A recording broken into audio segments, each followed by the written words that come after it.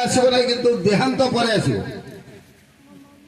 तेणु मुनि ऋषि माने जन्म खुशी हमें ना मृत्यु भारी खुशी हम अर्थात विवर्तन हो प्रार्थना करना धाम धाम निरखत चले पय निज घरे तार दीटा अर्थ हम मु साधन भजन तपस्या करी धाम को धाम 18टा धाम अच्छी श्री ठाकुर कहते सत्संग हूँ सीढ़ी ये सीढ़ी रे 18टा पहाच अच्छी मत गोटाए पर गोटाए पहाच अतिक्रम करी जाकि शेष से दयाल धाम पहुंचा पड़ो अष्टादश स्तर में पहुंचा पड़ो